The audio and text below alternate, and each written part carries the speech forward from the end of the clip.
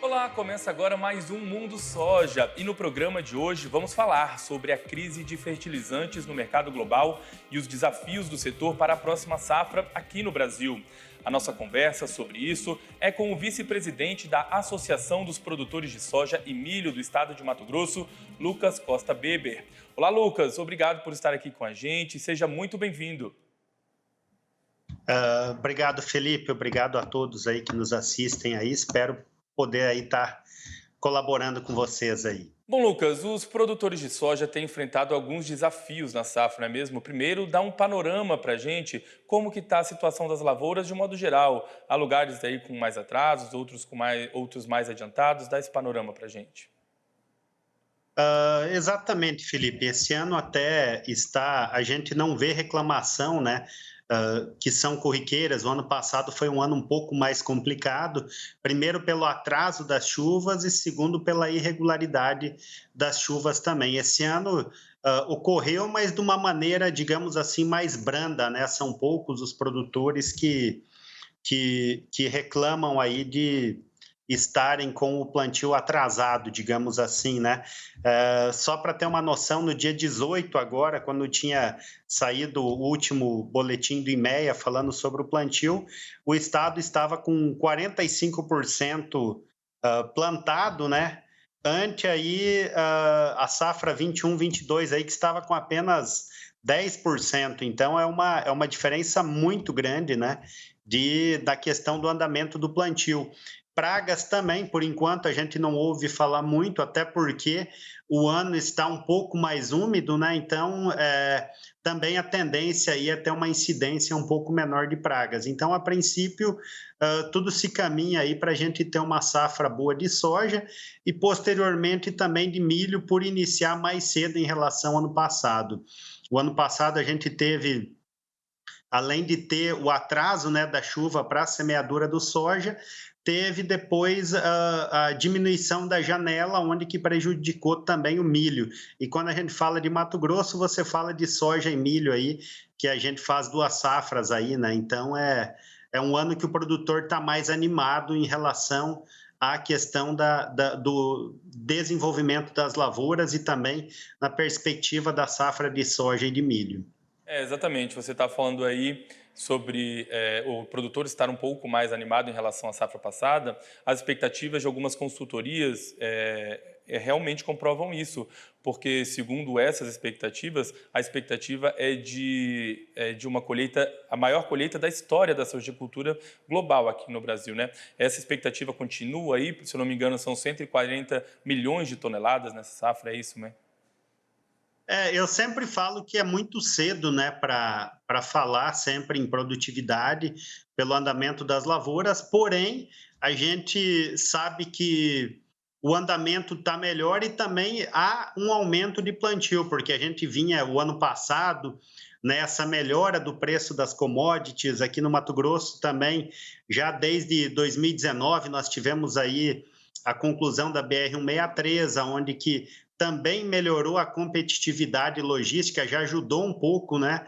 Então, melhorando os preços. Então, o Mato Grosso teve uma grande conversão aí de áreas de pastagem para lavoura. Só para você ter uma noção, em 2018, o estado plantou 9,6 milhões de hectares. Esse ano vai ultrapassar 10,7, 10,8 milhões aí, mesmo não havendo desmatamento, que esse aumento, lembrando sempre, né, que é a conversão de áreas de pastagem, ou seja, se aonde tem renda, o produtor vai e investe.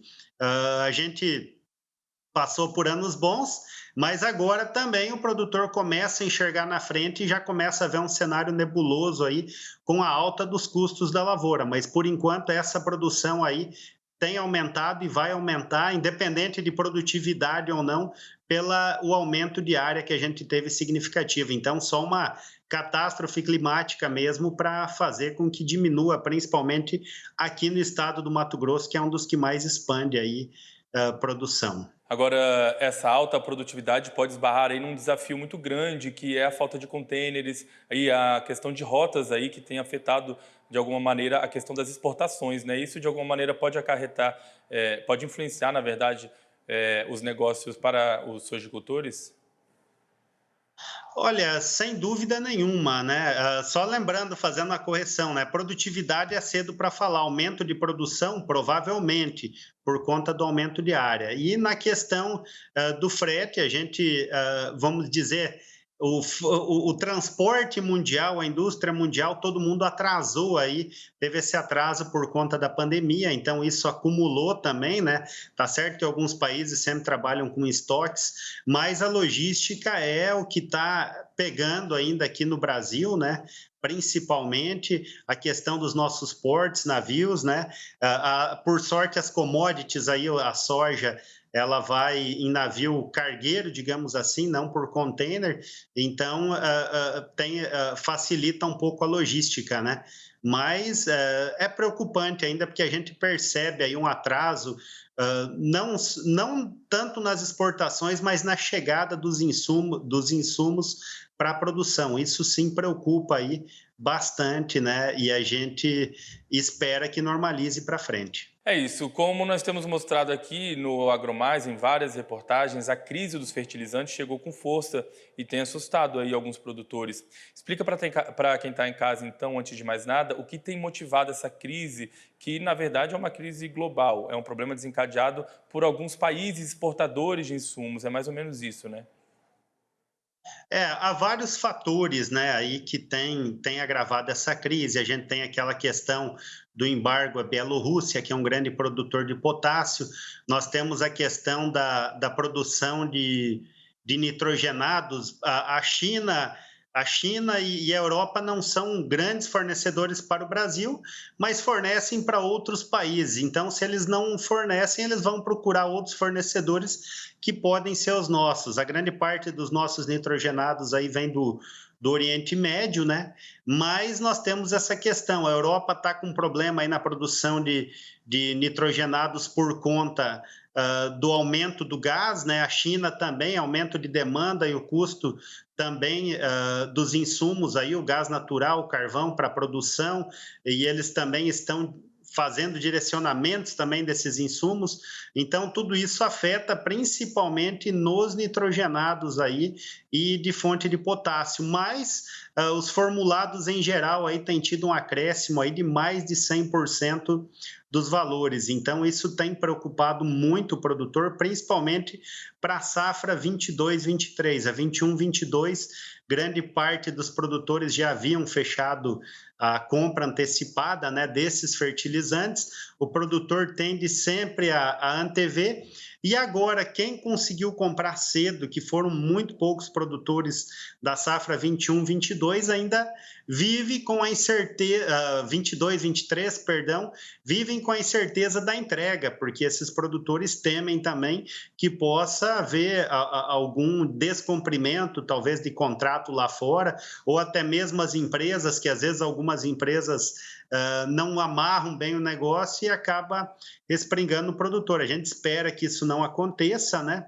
E também é um ano aí que a gente tem falado muito, que o produtor tem que se atentar, principalmente quando se fala em adubação fosfatada, adubação de potássio, para buscar o engenheiro agrônomo, porque quem estava fazendo poupança é a hora de aproveitar, vamos dizer, de sacar essa poupança do solo por conta dessas dificuldades. O primeiro é o preço alto dos fertilizantes, o segundo que preocupa é a entrega, né, se vai ter o cumprimento de quem comprou ou não, e também tem mais um problema que ocorre, porque o produtor que compra antecipado, normalmente ele busca fazer um barter ou uma venda casada, e nessa venda casada, muitas vezes o produtor acontece dele casar a venda baseado nos seus custos e no momento do descumprimento da entrega, por mais que a empresa queira devolver esse dinheiro para o produtor,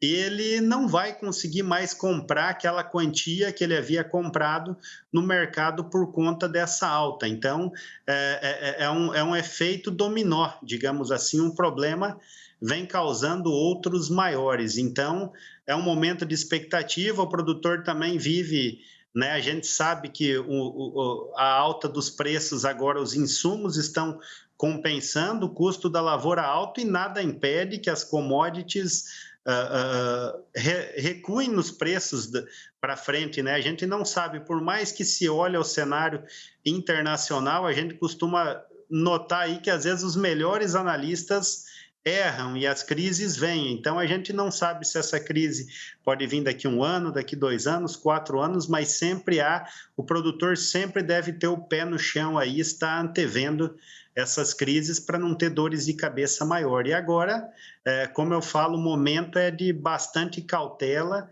precaução e usar aí a agronomia para tentar minimizar esses efeitos aí colaterais que a agricultura vem sofrendo. Pelo que disse recentemente a ministra da Agricultura e Pecuária e Abastecimento, a Tereza Cristina, os insumos para a safra atual estão garantidos, assim.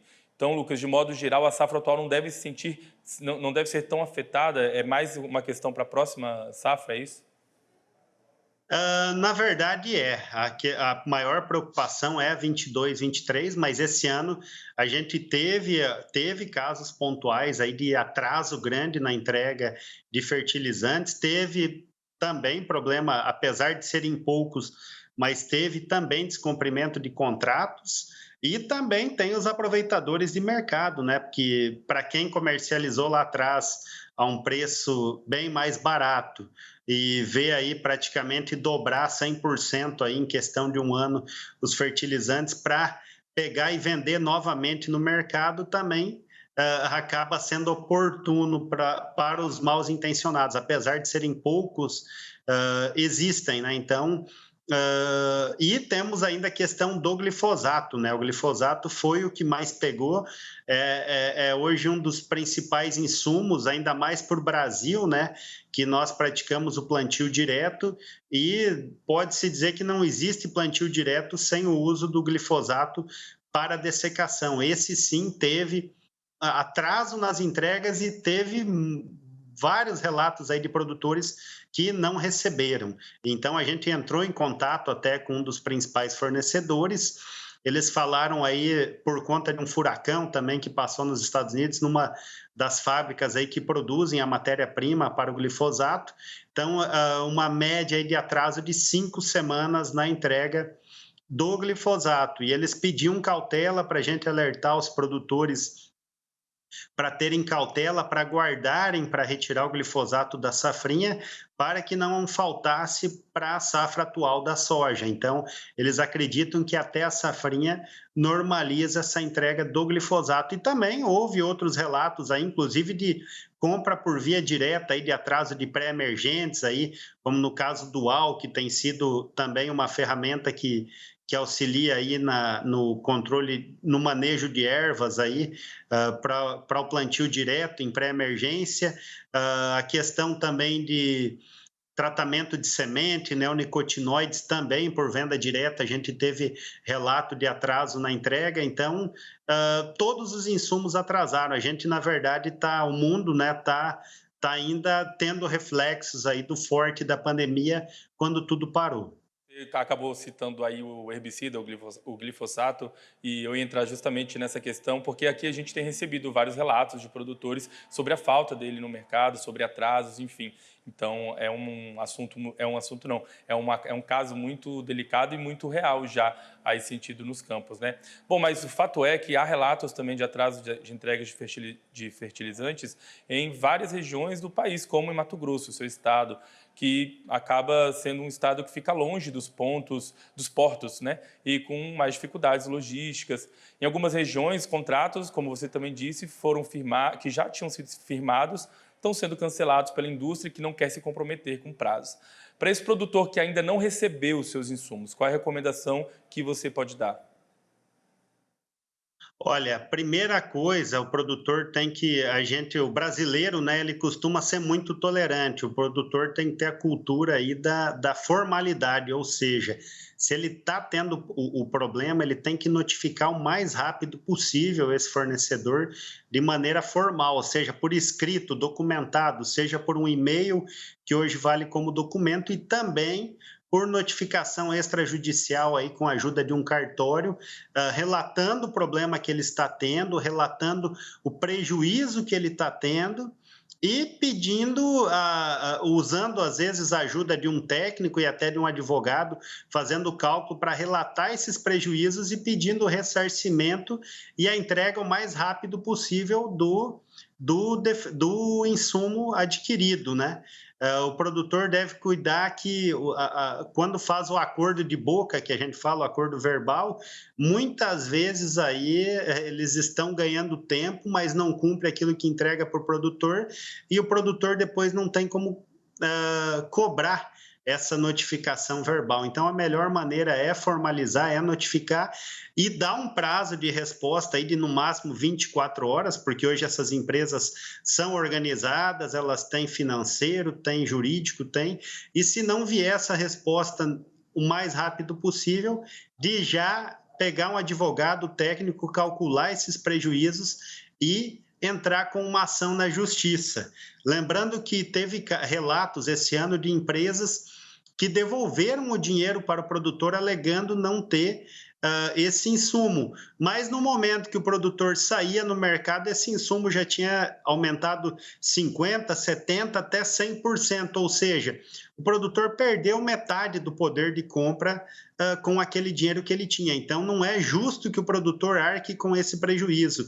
Nós tivemos o ano passado aí o problema na colheita do milho, o produtor não conseguindo cumprir contratos, ele tendo que fazer a shout ou comprando milho para cumprir. Então, o mínimo esperado agora do produtor é que essas empresas cumpram também, que elas sejam sérias aí, né? Que o que vale é a palavra. O produtor na cadeia, a gente sempre fala que acaba sendo o elo mais fraco da corrente e é o que corre todos os riscos, né?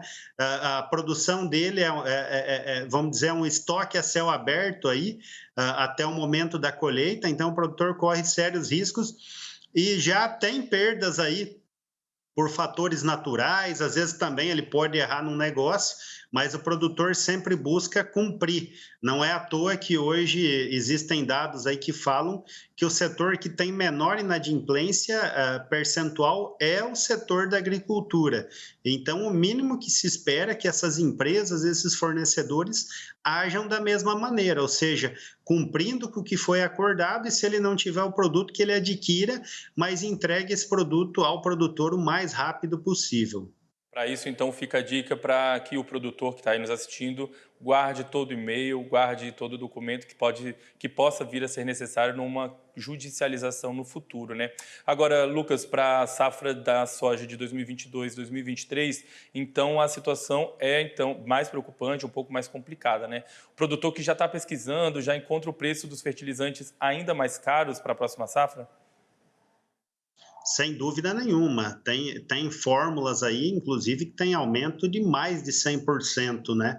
Então, é isso que a gente tem alertado. Inclusive, isso não é uma dica da diretoria da ProSoja Mato Grosso, não. Nós fizemos uma reunião aí com a nossa comissão de política agrícola, e isso foi sugerido para vários produtores para diminuir a adubação, para estar aí, claro, quando a gente fala em diminuir ou zerar, sempre baseado em fatores agronômicos. O produtor tem que calcular sempre a viabilidade da lavoura. Às vezes, nem sempre com adubação zero vai ter a viabilidade e nem sempre com a adubação integral que ele vem fazendo. Ele tem que chegar aí no denominador comum, fazer a conta para ver aquilo que dá mais viabilidade, que vai dar mais lucratividade no final para ele se manter se manter na atividade. Não adianta o produtor investir, buscar uma alta produtividade, mas fechar no prejuízo e ainda ofertar, encher o mercado de grão, ofertar, derrubando o preço aí do seu produto. Então, é um momento de bastante conta e cautela aí. A gente teve aí esse aumento de áreas, melhora no preço das commodities. o produtor busca também mais correr atrás para comprar máquinas, né? Há uns meses atrás nós vimos aí o presidente de uma grande companhia aí, fabricante de máquinas, pedindo para o produtor ter cautela que não era o momento de comprar máquinas. Então veja que ironia até, né? Ele falando isso contra o próprio negócio dele, digamos assim, mas ele está preocupado também porque olhando na frente, né? Sabendo que nessa conta de hoje é fácil ainda pagar a prestação de uma máquina, tudo, mas tendo uma inversão de mercado aí de commodity, o produtor pode ficar muito endividado e muitas vezes correndo o risco de sair da atividade. Então, para a safra 2022-2023, o melhor é o produtor buscar o auxílio de um agrônomo, fazer uma avaliação na propriedade, na lavoura, para poder decidir, então, a questão das aplicações, né, do fertilizante, se diminui ou se zera. Mas é uma questão diferente dos produtores da cultura do milho, né, que é muito mais dependente dos fertilizantes para poder se desenvolver. Nesse caso de quem aí pretende plantar o milho, precisa fazer uma reavaliação ainda mais rigorosa, né, sobre essas questões. O milho é bem mais delicado, inclusive a gente tem visto aí, principalmente aqui no Mato Grosso, mas já é um problema recorrente no Brasil inteiro hoje, né? A questão da cigarrinha, que ela é uma praga migratória, ela transmite aí um complexo de doenças chamado de Molicutes, onde é praticamente um coquetel de bactérias, digamos assim, que causam doenças no milho e instalada essa doença, ela não tem cura na planta. E várias alternativas, a gente está trabalhando nisso para fazer talvez um vazio sanitário, um calendário de plantio, mas a gente sabe que o milho é diferente da soja, porque ele é plantado por pequenos produtores que sobrevivem, às vezes, da venda de milho verde, de pamonha, então o controle sanitário dele é mais difícil. Então, tem a questão aí da genética, que a gente espera que seja a solução para isso, mas isso leva tempo. Então, hoje nós temos muitas variedades no mercado que não são adaptadas, né? Então, o que o produtor deve fazer com o milho? Em primeiro lugar, não arriscar plantar em áreas onde fica muito tardio, fica arriscado, ter cautela na compra das sementes, é o momento dele exigir variedades que tenham resistência, que ele exija dos fornecedores que forneçam pesquisas que falam desses materiais de milho aí, para justamente ele ir minimizando os riscos da lavoura. E talvez sim, o produtor não vá usar todo o nitrogênio que ele costuma usar e também diminuindo a área aí, ele também diminui um pouco da demanda por esses nitrogenados, ou seja, todo mundo planta, mas planta menos. É claro, tem que fazer a conta cada produtor, mas a gente sabe que é um momento, como diz, o momento é para fazer negócio ruim, para fazer negócio ruim tem tempo. Então o produtor tem que ter cautela, porque a semente também está cara, o mercado lá na frente a gente não sabe como vai estar, então o produtor fazer grandes investimentos com custos altos pode ter problema. Então a cigarrinha hoje é um alerta, então que o produtor busque variedades que tenham a resistência, né? E busque trabalhar com o pé no chão aí para não correr tanto risco num momento como esse. Agora, Lucas, para a gente poder concluir a nossa conversa, lá no Congresso Nacional, comissões de agricultura, tanto no Senado quanto na Câmara dos Deputados, têm promovido debates sobre a ameaça da falta de fertilizantes aí para a safra. Vocês da ProSoja têm mantido algum contato com parlamentares ou também com membros do Poder Executivo para tentar buscar alguma solução, para amenizar essa situação? O que você acha que está ao alcance do governo fazer para poder ajudar nessa questão? É um assunto que vem sendo tratado bastante aí pela, né, a ProSoja Brasil, né? E tem essa preocupação, a gente tem fontes de nutrientes aqui no Brasil, tem jazidas que podem ser extraídas, porém, nós temos políticas no Brasil que dificultam bastante. Então, num momento de escassez, de falta como esse, ela pode suprir, pode ajudar, mas muitos produtores temem que no momento que o mercado internacional normalize, possa haver um protecionismo interno aqui para a indústria, né? aonde que acaba encarecendo, ou seja, se coloca barreiras para os produtos que vêm de fora e encarece os produtos do mercado interno.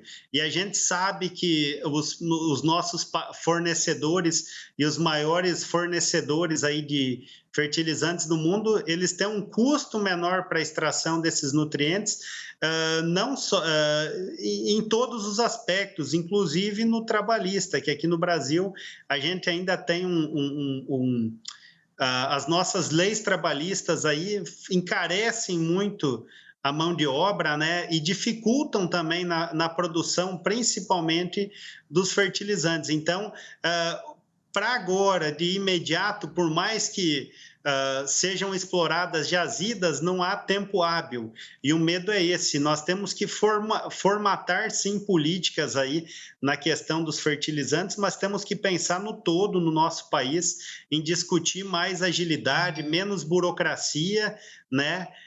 Para justamente diminuir esses custos e aí sim a gente ter uma indústria de fertilizantes competitiva que venha agregar aí com o país e com a agricultura do nosso país.